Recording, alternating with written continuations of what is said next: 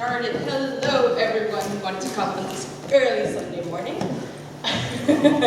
My name is Samie and I'm a Danish cosplayer and I have been performing for quite a few years now, so I wanted to come here and talk to you about performing with cosplay.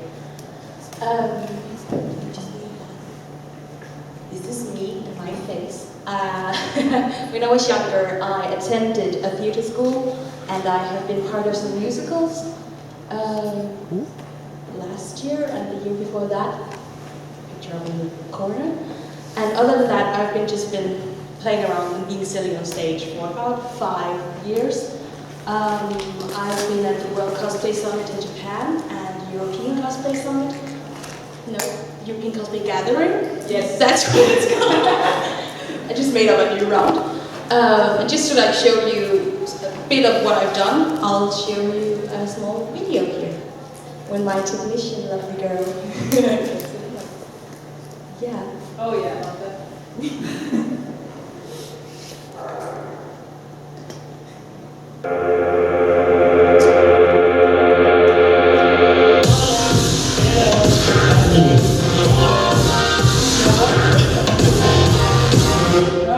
No, that was not me. Spain. That was Spain. But I would like to be Spain, if I could choose. Okay, if you go to 3057. Yay, technician problems. What, 5 minutes to the panel? We can just watch the entire ECG, that's fine. That's good. Oh, show the German one.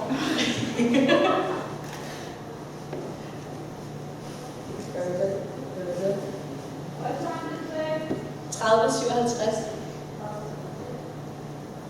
Tror jeg.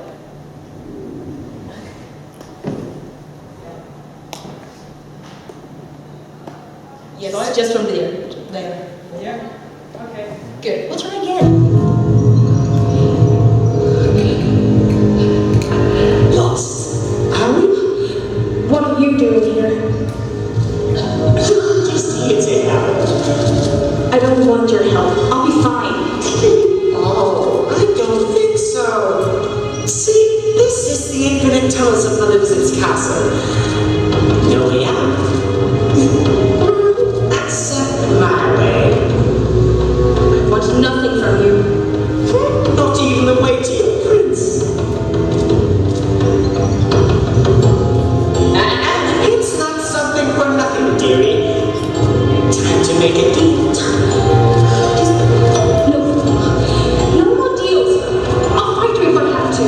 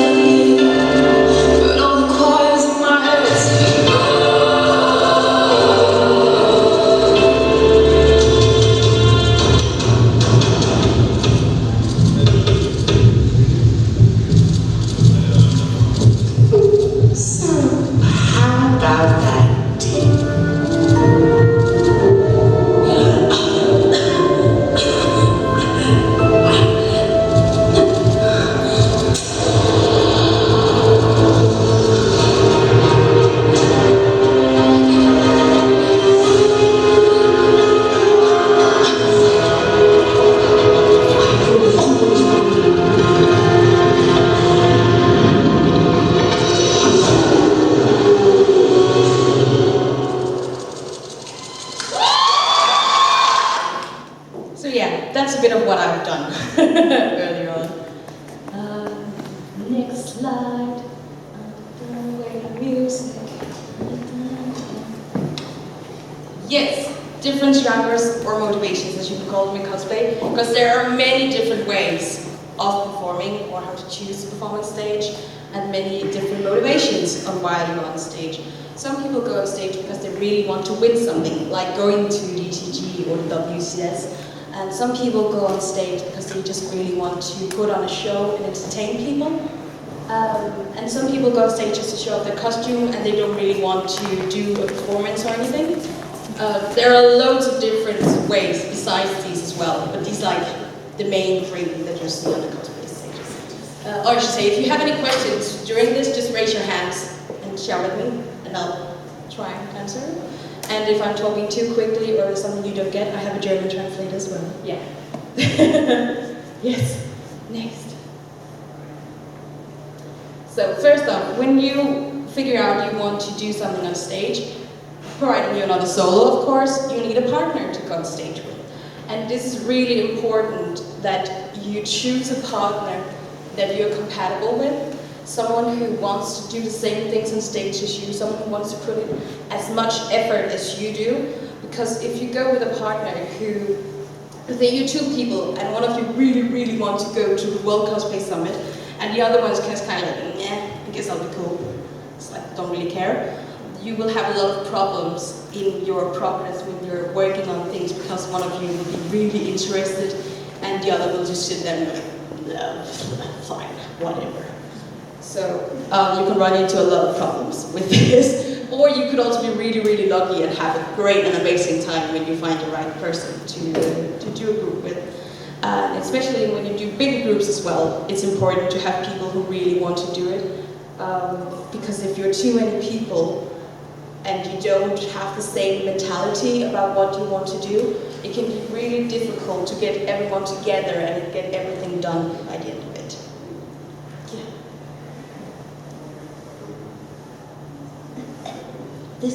Yes. Good. A storyline in this skit. You kind of have to do a story when you're on stage, be it I want to buy a cake or I want to kill a dragon or whatever. You do need a story. So you should start out by figuring out what your main focus is and what you want to do. And here I'm talking about like skits that last like 3 minutes or something, because there's a difference if you do like a 30-minute long skit. You have more story, of course, and more things to do. But when you only have 3 minutes, it's best to just pick one thing to focus on. Like if you want to do a fighting skit, that's your main focus. If you want to do a love story, that's your main focus. Or if you want to be funny, then that's what your main focus is. I have a little 3-part rule whenever I'm making a performance, that you should have a beginning, you should have a middle, yes, and you should have an ending in a skit. So you have like these 3 pointers, a point of no return really in the middle of your skit.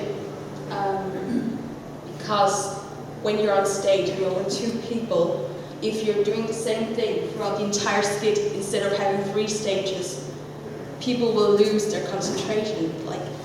So you only have like about 30 seconds to do something while it's still interesting.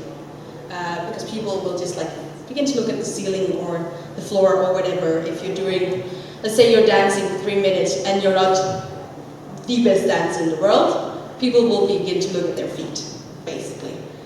An unaware audience, you should always try to tell a story on stage, as I said before, and you should always go by the assumption that people don't know the story from what you're doing. Let's say you're doing a fairy tale, Little Red Riding Hood, for example. You should always think about people don't know the story. So you really have to tell the story like, this is Little Red Riding Hood, she's going to her granny's house, blah blah blah, and tell the story so everyone is on board and know what's going on. Because if you don't, and you're too, what's the word, what's it called? Huh? What are you saying? When you are doing something that only people know, from like if you watch the film series or whatever. Inside knowledge, thank you. If you do a skit that's really like inside jokes or inside story and the audience has no idea what's going on, it's not that interesting to watch. So you really have to think about translating your story and getting it like out of the stage to the people. we talk about different kinds of inspiration. When you're sitting and you're trying to figure out what to do on stage, it's a really good idea to watch not only cosplay performances, because there's a lot of great ones out there, but also different kinds of shows, and movies and theater plays and everything, because even the smallest things you can pick up from something and use in your skit is really good to have with you.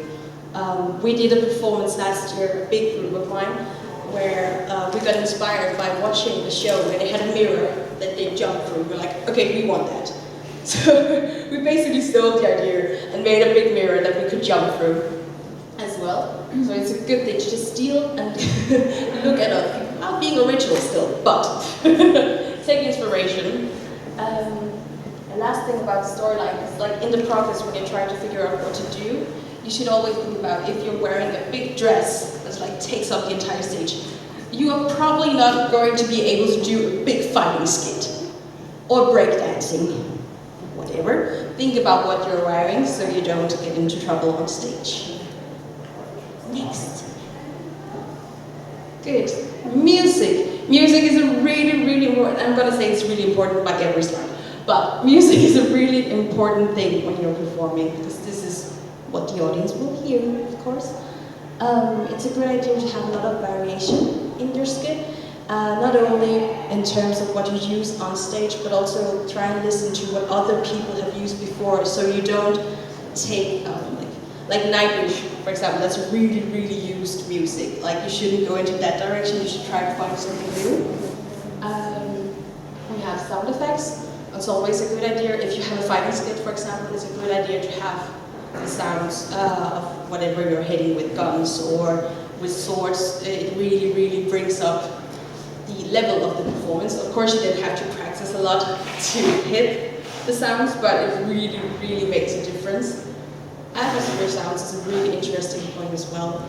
Let's say you're in a spaceship and you want the audience to know you're in a spaceship, but you don't want to say, "Hi, I'm in a spaceship." You can have atmosphere sounds. It's like sounds of space or of the, what's it called? The flying thing you're flying in. The big machine you fly in. Spaceship. Something. You know what I mean. But just the different sounds from there, to just have like an undertone beneath your music, so people know where you are. You can also say if you're in a forest, you can have like the sounds of the forest, like birds chirping and trees and the wind and things like that. Lines in the show. There are two different kinds of ways to have lines. Talking in the show, you can have a microphone and do it live, or as most of the performances are when you go abroad, mostly, pre-recorded sounds. I prefer to have pre-recorded sound, because then you don't have any problems with your mic and you can do more, you're more free with your hands, because most of the time a convention won't have a headset, but a microphone like this, and it's really hard. Like, if I've practiced a skit where I need to fight, this is not the most easy thing to fight with. So it's a good thing to have something pre-recorded. And if you're not compatible or don't feel comfortable with recording, you can like try and reach out to some of your friends and have them record something for you. And yeah, rehearsing. When you're making your sound, it's a good idea to try and rehearse your skit as you're making it. Again, I go back to fighting skit, because that's what's really important. That is one of the important ones, is what I meant, when you rehearse, because I can use like a really long time on sound, like thinking this is really good and I have time to be on this point, and then I can make it over there before this and this happens. And then you try it and you have no time at all. Actually, if you just saw the ECG performance with me and my lovely partner Luke in Cosplay, we had to point out that I had to take a key from her, and I was meant to be like right next to her, but I was standing here and she was standing all the way over here. So I was just kind of ended up doing like in the air, like, oh, damn it. So these kind of things you really should try and rehearse while making the music, so you can put in time to get to work. I also have a little example here. It's from the Hunger Games. I just made a quick example for you guys. This is using 4 kinds of music numbers, and it has some atmosphere sounds as well and some sound effects. It's about 2 minutes long or 3 minutes long, and the story in it is just so you know what the hell is going on. How many of you know the Hunger Games? 2 people, yay, good. 4 people, thank you. Oh, you do know it, good, good. This is from the second movie. We have these tributes who are going in to fight in an arena. So in the beginning, they come on stage and they're standing on their pods. We have Katniss, Peter, and Gale, and then they have some fighting. And they run into the arena, and if you haven't seen the film, it may be a bit hard when there's not something going on here to know what's going on. But they get attacked by some birds. There's stuff happening. Listen and enjoy.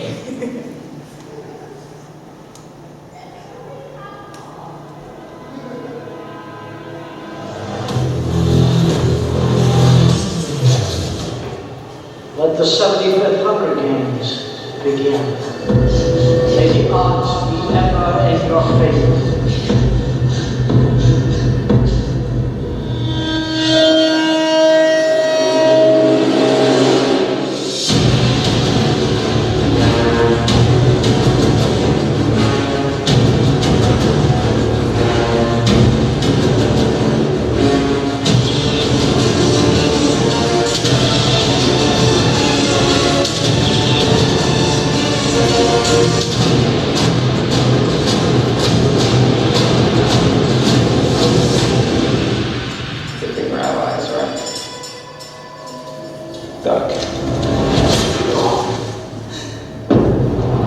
Don't trust 1 and 2.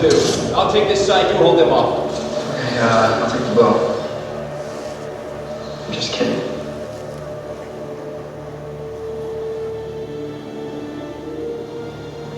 I don't want to be the one that shoots first.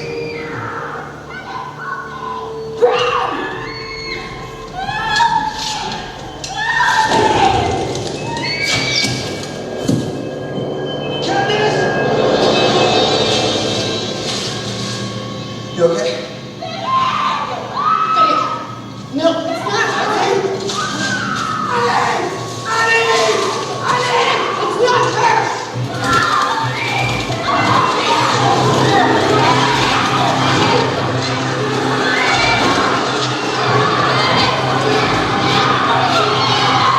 It's okay, they're just bots, it's not real!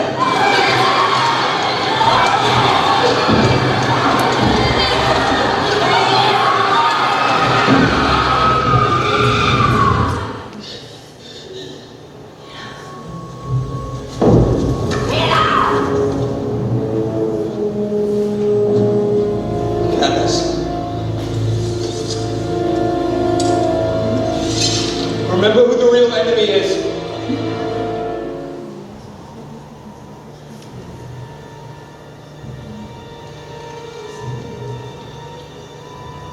Where's Peter?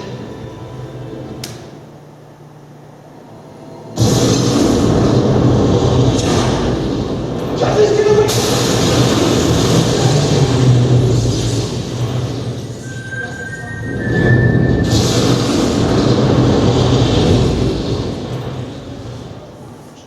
So that's a lot of story in about 3 minutes. This is how much you can actually get into it when we have the beginning with the tributes fighting, then we have the middle with the birds attacking, and the end where Katniss shoots down that big atmosphere thingy.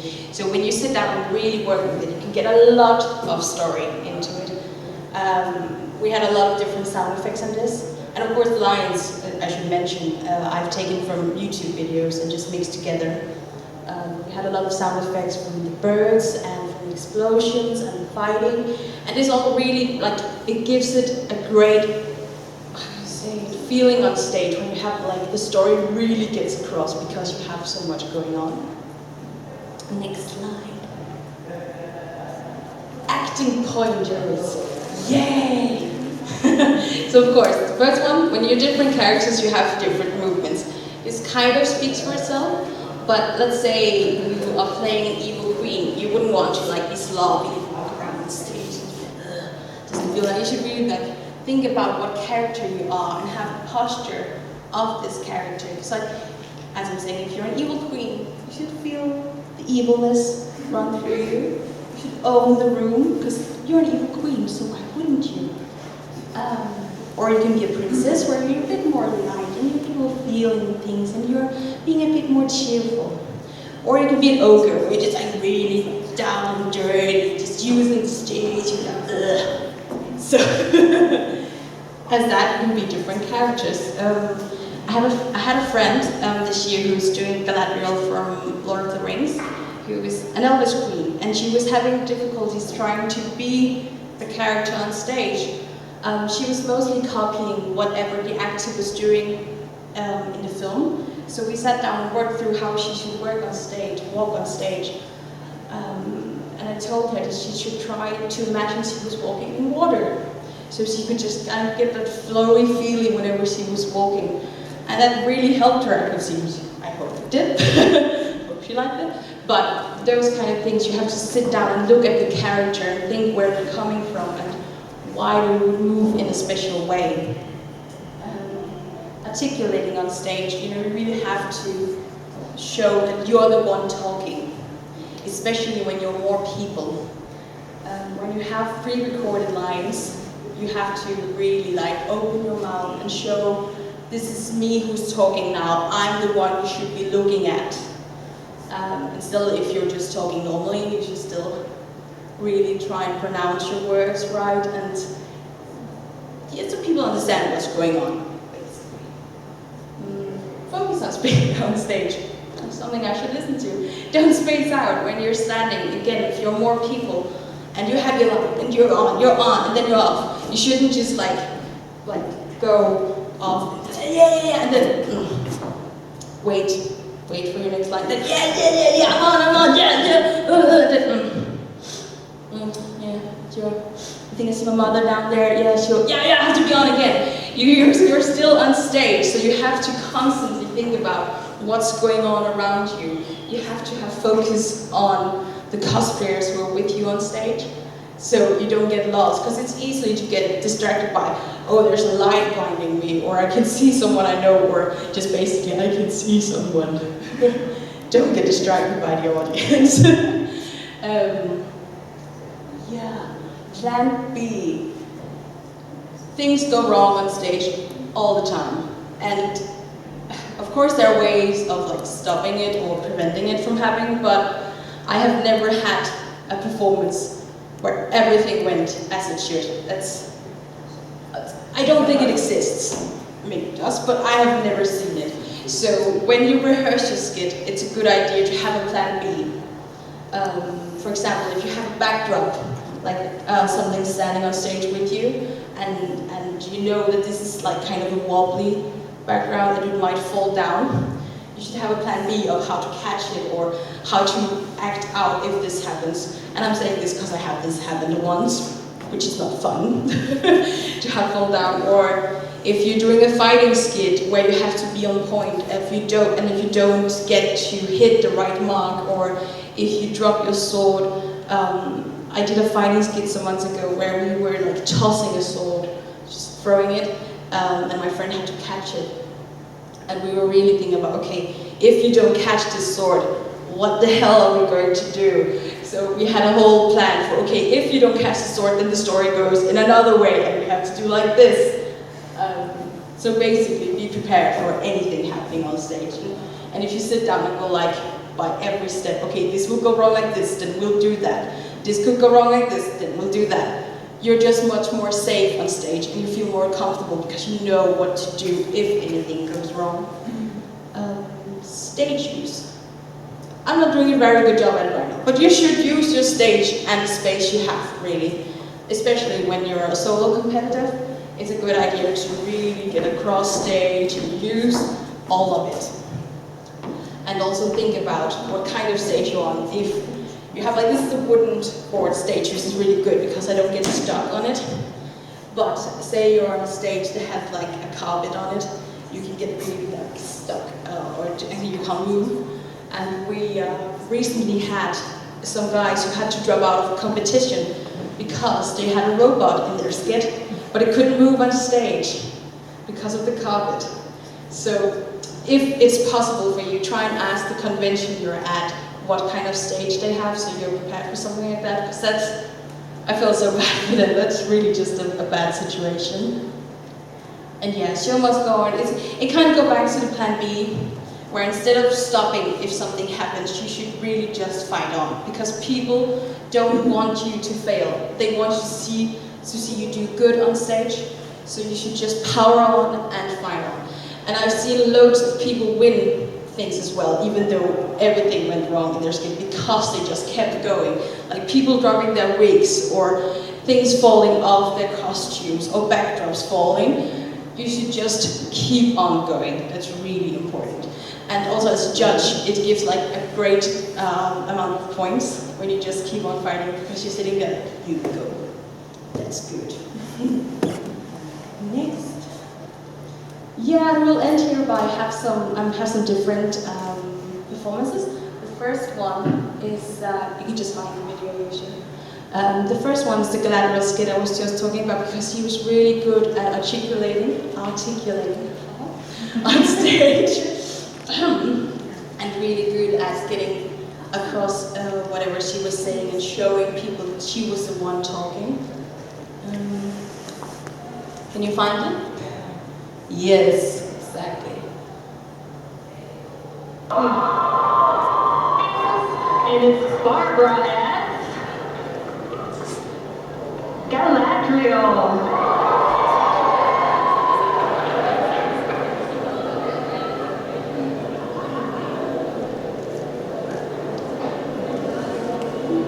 When you look into the mirror, what will I see? Even the wisest cannot tell, for the mirror shows many things. Things that were, things that are, and some things that have not yet come to pass.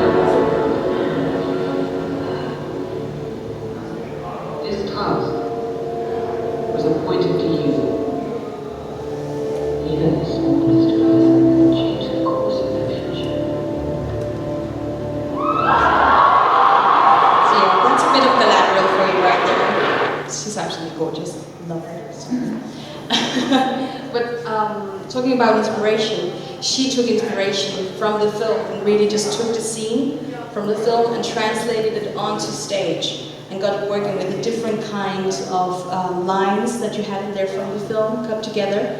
Because it's really hard taking something from a film and just put it on stage, because it's two different kind of medias. Same goes if you want to do a scene from an anime or from a manga or something like that. It's really, really rare that you can take something and just like plop it on stage and it will work, because it's two different things. Next here we have Team USA from the 2011 WCS, and this is a really good skit because even though you don't know the anime, you can still get something out of it. You still get a story, and you're still greatly entertained. So, big plus.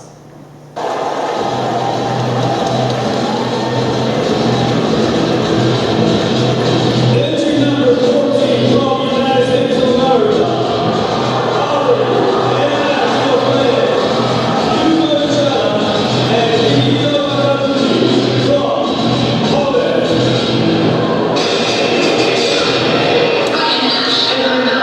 And we're Team USA. We're here from Los Angeles.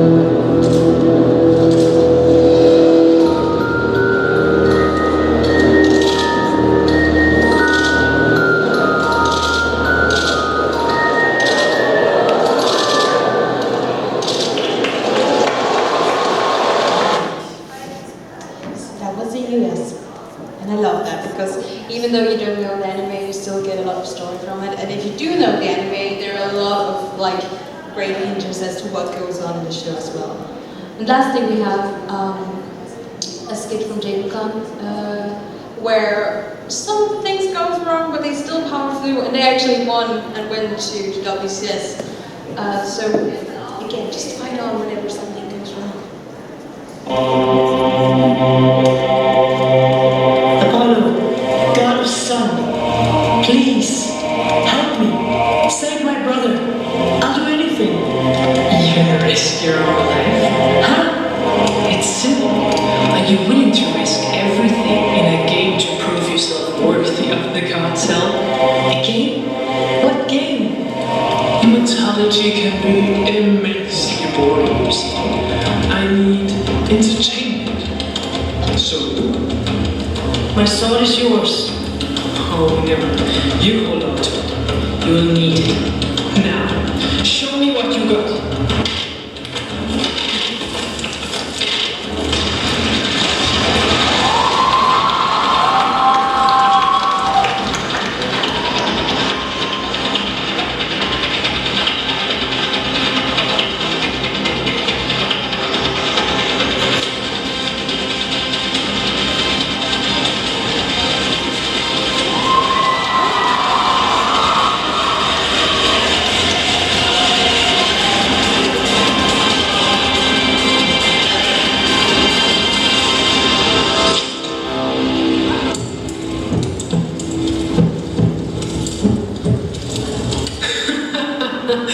Really now? Did you think you could kill me just by stabbing me?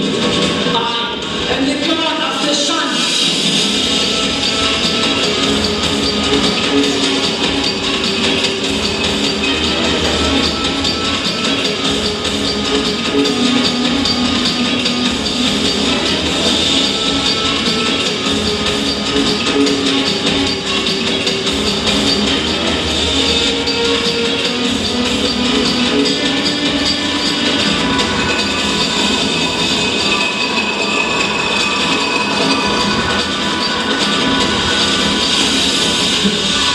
I told you to hold on to it.